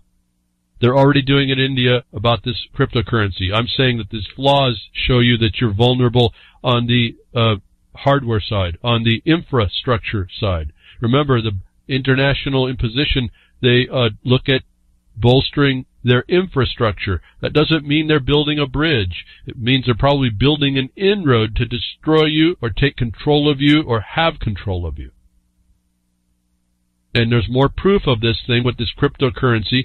As I've told you, the governments are coming after for the so-called value. I've told you some problems with it. Those are the things you would respond with immediately on the administrative side before it gets into the courts. But I told you the governments are coming to start to do this, and you'll be able to do this, but there's going to be constraints, and you're going to have to learn how to deal with that. And here's another example of what's happening within this. The China Central Bank prepares to regulate Bitcoin mining. And I found this very interesting. How are they going to do that? Well, a lot long ago, Bitcoin was low, and then it soared up a lot higher. And China's been looking at this. Remember, I told you they were the ones that were told to commission to bring this in. I told you this quite a bit ago. What China did is looked at it. So we're not going to stop the mining. What we're going to do is we're going to monitor. We're going to monitor the power of people, and when we see the power being used that's not consistent with what we think that is supposed to go on, we are going to start to limit the power of that place, and in effect, limiting the electricity to a place will limit the ability for a Bitcoin miner to do his work. Now, they can also claim that it's also good for energy carbon taxes, don't they? See, so this is all working for their favor to start with, but they don't attack you for doing it. They just start making it more difficult more expensive, or not have the ability to make the electricity to use the electricity. Is how they're going to do the mining. Now, this should, in your mind, say, okay, then we should be able to go off grid, if you will, and you got to be careful about this too, but develop your own power source, right? Solar power may be the way that they do that, but just to let you know, the Bitcoin miners are going to be under attack in China, and it seemed to me not much different than how the cops were able to go after people that grew marijuana in the places that it's not legalized. Now remember, they legalized it, not decriminalized it. That should have been a clue. I told you all about that, but crickets everywhere. So the power is going to be the future, folks, and this is exactly what China went right to it. They've been thinking ahead how they're going to go ahead and do that. Now, you'd say, well, how are they going to do that? Well, if everyone has a smart meter, I can tell you by your signature, your electronic signature, that you have computers running. In fact, that computer may have a certain way that it spits out a certain signal out of it. But right back into the line filters. It gets bypassed, and you can see it on the other side. How do you think they're able to do the internet through the power lines now? It's similar technology. It's just a frequency-oriented pulse. It just bypasses the filter that you have back up the chain. Current goes in two ways, I told you before. It's really simple how they do this. So you get your smart meter, they can tell you're running computers. They can tell which units are in there by the signature electricity it uses. And so they can power you down now. They got your smart meter. Now that's in the future a little bit, but the point is that it's there. Eventually they're just going to look at power bills, and they'll do just like they did at marijuana. If you had thousands and thousands of kilowatts more than you're supposed to, they started checking you out. What's China also doing? China plans to turn country's most popular app, WeChat, into an official ID system. Didn't you hear all this behind the woodshed before, folks? What can I tell you? All this stuff you plug into that you get used to using, get your face stuck in your little screen, is what they're going to eventually use around. Now, here's a virtual official ID system. In one respect, at least, China's embrace of digital technology is far deeper and arguably more advanced than that in the West. Yes, they're the ones that have been commissioned to do this. This is like questioning, like it's a question here, folks. It's not. Mobile phones are not only ubiquitous, but they are routinely used for just about every kind of daily transaction, especially those involving digital payments. At the heart of the ecosystem site's Tencent's WeChat program, which has around 1 billion users, billion users in China, it has evolved from a simple chat application to a complete platform running hugely popular apps that are now an essential part of everyday life for most Chinese citizens. Should terrify you, folks. Maybe it won't. Maybe you don't listen to me. You're watching China put it in place. Your digital world is in these devices you plug in. They're going to require that you plug in, and you're going to do it, and you're going to do it willingly, and you're going to make it so they can make it better. You'll ask for more punishment and pains. Why? Because that's their civil rights too, and they don't even have it written down. I could go on again. We could talk all about this stuff. The point is, they're using these well-used apps in order to, it's like Facebook coming out and explaining they were set up from the beginning. They're made to condition you, get behavioral modifications out of you, and you're doing it, and by the millions and millions and millions, and making some little jerk, some little pipsqueak, a lot of money, so-called, make him effectual in the world, make it worse for you all in the future. They work the system against you at every point. So WeChat is an ID system. You don't think that's not going to happen eventually in other places? I don't know what to tell you. I don't even want to say more. I don't know what to tell you, folks. Keep your head in that behind a woodshed bucket of sand is all I can tell you. Someone will come up on you one day. You'll know why your head shouldn't have been there, but in the sand, but it'll be too late. What's ID 2020? And are you ready to become impacted by it? When I just say, put your head in the sand, and somebody coming up behind you and let you know better. You're going to be impacted by it, folks. ID 2020, this is going global. Starting with the Chinese, it's in your financial world. You don't think Bitcoin's not having a problem here? I don't know what to say. They're working in all kinds of ways to constrain it, to regulate it. They don't care that you use it. It's that they're going to use it. You're going to use it their way, and if you don't, you're going to be penalized. You're going to be put away. You'll be just like any other common criminal. Well, all these flaws you hear about your phone, this is all how they do it. You're going to be on that WeChat, and if you're on that WeChat will be the first problem. If you're not using it quite correctly, they'll have another program inside that's been fundamentally programmed in the fundamentals of the computer to go see what you were doing. You can't get below that route. There's no way to get at that route. Because I was telling someone, they made these highways, they put these things down in the road. I realized a long time ago, they put these things in the highway that they could they said it was for checking trucks going down the road, which is probably true, that they're probably doing the trucks and they can tell speed and all that stuff. I realized very quickly, well, what if I don't, they're going to have everybody on these systems and they're going to read your car as it goes over these coils. These big coils are just big antennas, and they can read information as you pass over. In fact, you're traveling over them creates the energy that you need in order to put the energy into it in order to transmit the data they need. So it's a pretty cool system that way, but they could find you out. And I said, okay, well, I started to think, well, if I don't have the system, when I pass over the unit, they won't be able to read my data. And then I realized this is like working with Tor. You got to look like everybody else. If I don't have a system, when that car goes over coils, it creates an impulse without data. They know that I don't have the system. They can pick me up at the next place, the next off-ramp. I'm toast because I didn't look like the rest. Here, so I'm thinking I'm so smart, I just won't have the things that reads the data, when in fact the absence of data and the triggering because of its impulse is what catches you. They already figured this stuff out. We walk right into it. But we now see programs called ID 2020. I haven't researched more about this. You have to go do some of this, but they're tying it into the New World Order. Numbering the world's population is in the works, which will affect the impact of every human. You got to stop being those animals, folks. And the planet from the first date of birth forward. So you find out that this is also connected to the registry.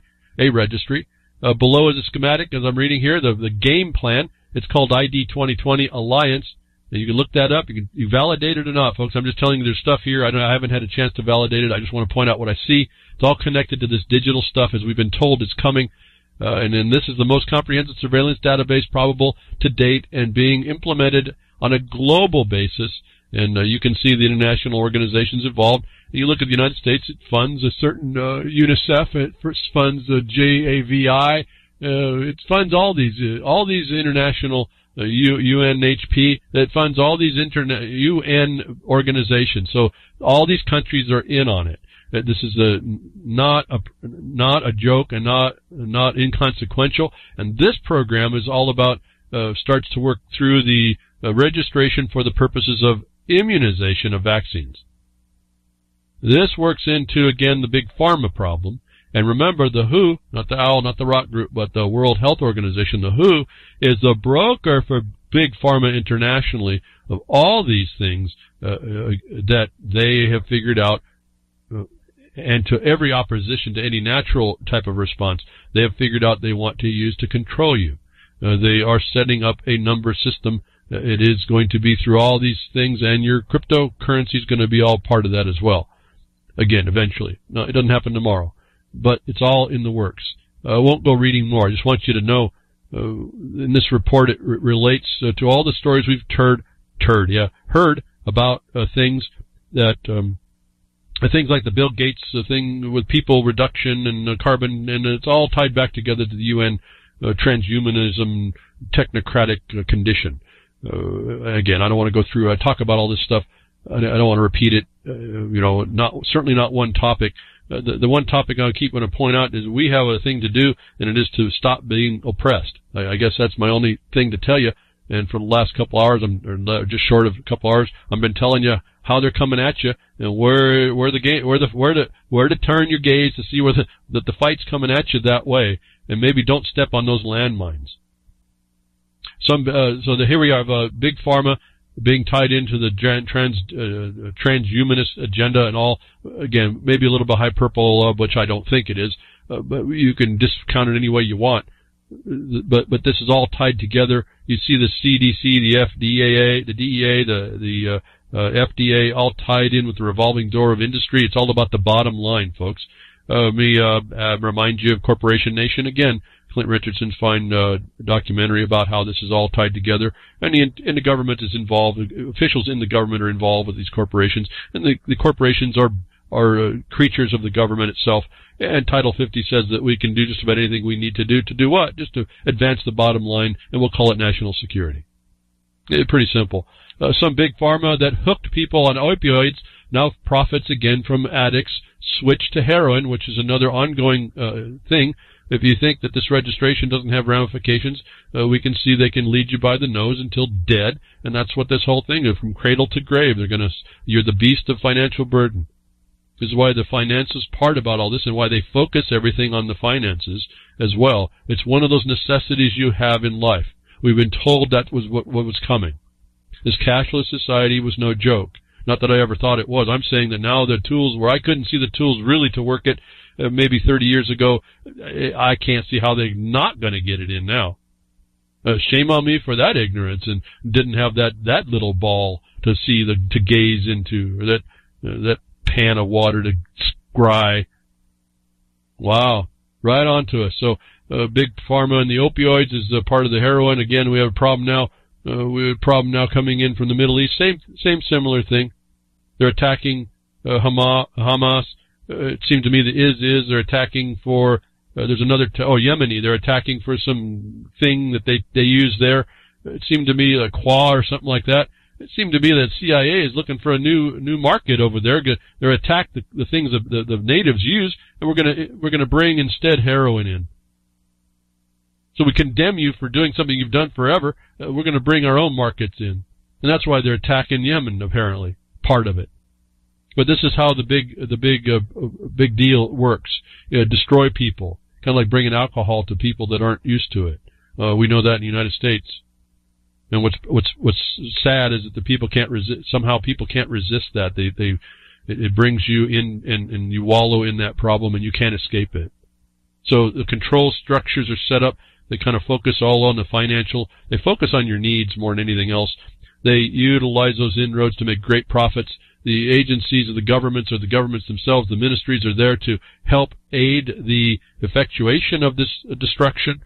Listen, they know people will make more. There'll be more people, folks, so this is not a problem. They just have to, what they do know, the generation has a memory. If they can lose the memory, then as a people, you're pretty well done. They just get you to the next point if they can. This is that vigilant, educated masses that we were told about, that we haven't been, and why we're at the problems today, and then the crickets that we be for any reason, whether or not that's just ignorance that I'm here to tell you, so it can't be that much ignorance. You're hearing it. So that's now just a willful decision not to respond or make an excuse not to respond. This is the attack. Those of us that are involved try not to participate in much of any of this stuff. We do our own little way. We figure it out. We talk amongst each other. We find remedies, and we don't make excuses. Some of the things are a little bit harder to get away from. One of the things that coming up with big pharma, big agri, all this stuff, this genetic engineering, now genetic modified corn found in 90% of all tortillas. This is from Mexico. The people there have no choice but be eating a GMO corn in their tortillas, a food staple. What are you going to do about that, folks? I mean, I guess you could start growing your own corn, or finding the corn that they don't do GMO, and start grinding it up yourself if that's what you want to do. But you know that's going to be like impossible. So I don't know what to say. You just watch people being taken down. We see what the GMO has evidence that it does to your gut bacteria. That affects your nutrition, how you respond, your body. That's your life, your gut bacteria, how your body digests minerals, how it handles, the nutrients, how it handles that. That's your health. The point one, that's the foundation right there. You mess with that, you're messing with people. And they don't care that they're messing with people. And the agencies don't care. It's all about, really, the bottom line. It's what can we extract from these people. And we got them so busy that they don't know more to do. And all this comes down over time. You got processes that go down inside the system that people don't understand is going on. And I understand you turn yourself away from it. It's the same thing. I was very critical of the DAPL, no DAPL thing. People weren't looking at the processes that are there and then complaining that they were being denied. And I'm saying, well, why don't you bring your evidence of the thing that you prove, unless what you're saying is a story. And a lot of it was a story because it was a setup. They were the Stalking-horse and didn't realize that. Now, you don't have a clue about how this is all working against us. How are you going to fight something like this? Well, you start to look around and you start to find things, little clues. I don't know about Mexico and the tortillas. It's no different here in the United States if you think you escape, folks. This is the thing of my main problem with any of these main foods. You can't tell, you don't know. The government's coming out to say you're not going to know. That should have been a clue. The right of free speech now taken to abuse because the government says it's okay. We can't. You don't have the evidence that you're being hurt, and then they don't let the evidence in. Well, why? Why don't they let the evidence in? Probably because you don't engage it, as I've been suggesting you can't. So what do you do when you see this stuff, and where do you step in, even though you don't have a proof? You start looking around and seeing things like this. There's a little story that I read, and a little story that said, a little report talking about, and this is going to the United States and the FDA, and how you address these agencies, notwithstanding their decisions contrary to reality, essentially, and to promote the revolving door or the bottom line. Was a little statement that was made that I picked up on. It says that the FDA will never abide by the PEARSON decision. The FDA will never abide by the PEARSON decision. Well, I don't know anything about the PEARSON decision. I don't even know what the FDA was never abiding by within the context. But I have the Internet, and I can go do some research. And this offered me another insight of how you approach a problem that may even be a little distant, but you can find within the process that's required of failures.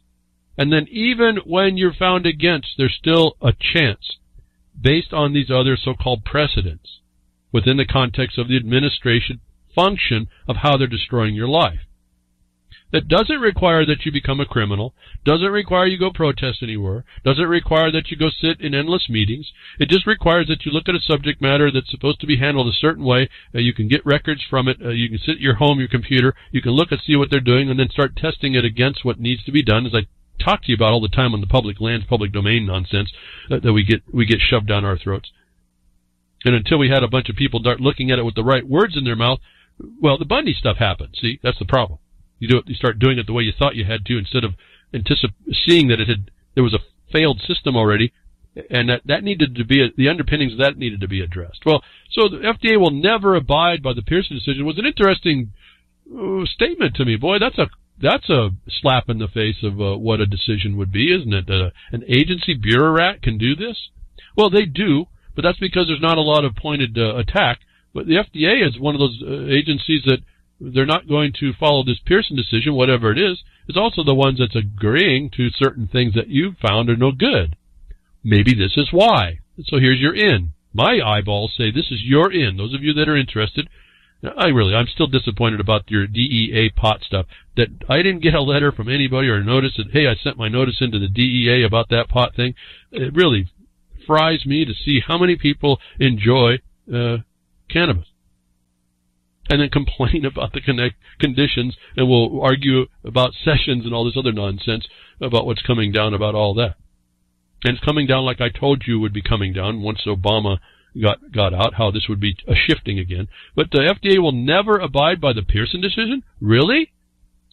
Well, so what's this Pearson decision? I just went and got the internet, found a story from an attorney that was discussing what this story about all is. I read up on it, found the Pearson. It's a Pearson-SHALALA case. It's a company that was essentially attacked by the FDA for not listing certain things on their label when they made so-called claims. The FDA made a decision. They wouldn't accept some of the information. They didn't do it quite right. If you look through that Pearson case, it explains this. The court explains what's supposed to happen to give you the bullet points you set up to find out how these agencies are supposed to work, notwithstanding that the FDA will never, they say, follow the Pearson decision. And it says and shows you that even if the FDA made a wrong decision, and it did have to go to the Supreme Court, so you have to consider all that, but you might find somebody sympathetic, like an attorney like this other guy, who may bring it forward to you. It's just a matter of building your so-called network up, and you say, wait a minute now, okay, they may say they never, but in fact they can't, and they have, and so I have a cause, and I can go after that. And you can overturn these administrative decisions for certain reasons, if you just set it out that way. You give yourself standing in the cause that it hurts you somehow, and then you get to come in, and where you were attempting to bring a certain knowledge, and they denied it, or despite that knowledge made a decision that became arbitrary and capricious, or whatever the other standards are because of it, you now have made your right to be the one that has the right to stop it. So I don't know about FDA never, but guess what? We have other remedies, see, we can bring to bear, and without knowing the specifics of this, I can't go into real isolation on it, but just say they're claiming in this that the bureaucrats are completely immune. Now, I don't know that, folks. I don't see any place that it says they're immune except the systemic bias of the system itself. Okay, so you may have two targets here. That's fine, because we're living in everybody's getting hurt, injured by these systems that we were apparently supposed to be stopping. That you find out what Pearson says, you find out where you can pry them off their rock, and that their statement, their decision may not be one, and you now have found how to get at them. Now, I say do this because it's FDA, it's a big deal, but, I mean, most people wouldn't involve themselves, but this is the same problem that happens locally that destroys you locally. And so learning about this at the federal level is just a fractal of how it works down locally. It could be just talking with somebody, how they end up becoming obstinate. Now let's go to the obstinacy. They will never do the Pearson decision, which was a reversal of their decision. Well, if you can, for a federal official, you can show that what they're doing is a color of authority that denies you even a civil right that they claim. See, civil rights are actually the Ku Klux Klan remedial action of 1868, I think it was.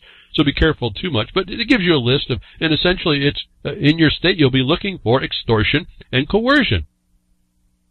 So you find your state law that the FDA wants to never impose Pearson, and they'd make a decision to harm you. You bring against the official the fact of the extortion and coercion, and you hopefully in your state it's a felony. The ones I've looked around, it's a felony, both of them. Then you have the omission to do right. That's another 2 felonies, the omission to act in law, and to use it as a color to harm you, the color of title, to harm you. They don't have that right. That's essentially what you're looking at in the 18 U.S.C. 241, 242 statutes. For all you patriots that read that and want to just cite it, but don't ever move on it. You have your own state statutes. You find a state violation for a federal official that's violating under state law. Now you've got a hold to be able to go to what? An injunction, a mandamus. You get to shut them down in a collateral attack. You don't go through the process that they have control over. You use that process to out them, to go after them collaterally. You want to talk about side channel attack? Yeah, folks, it's there for you. It all depends on how you frame this. To me, it's anymore.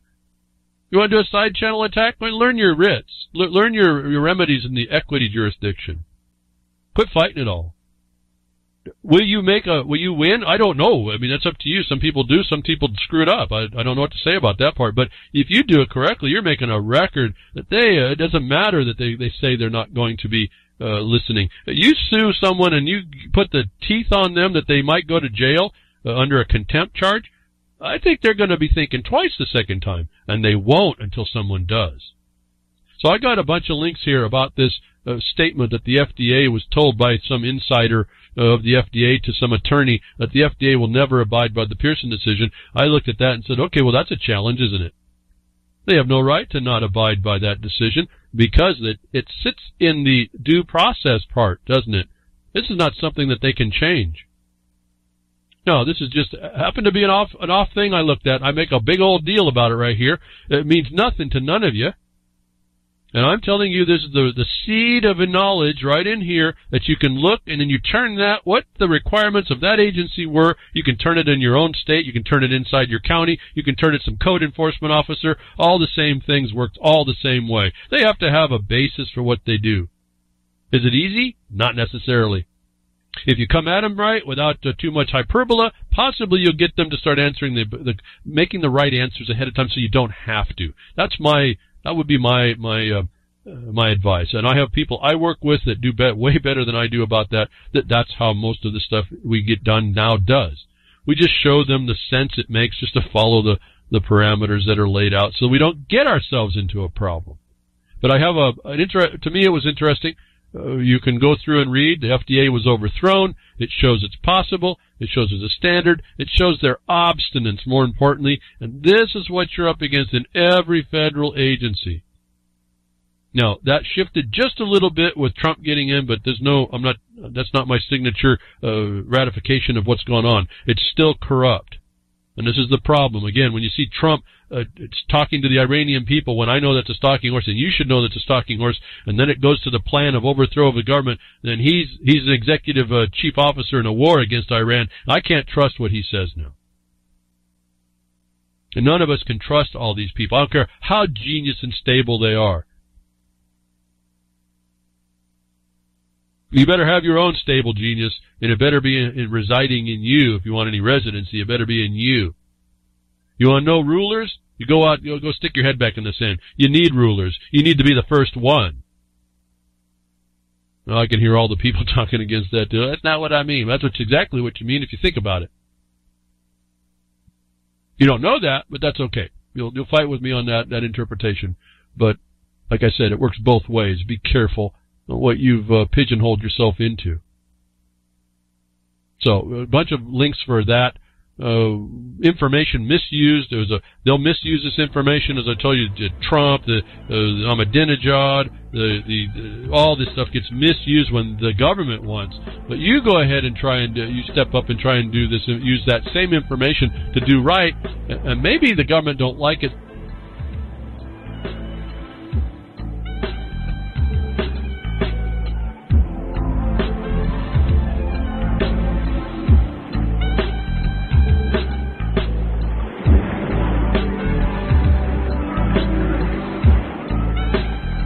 Well, that's another lesson. I hope with today's information you can take it to those that misbehave. From behind the woodshed, leaving his mark on the beast, this is Hal Anthony. Till next time, journey with purpose.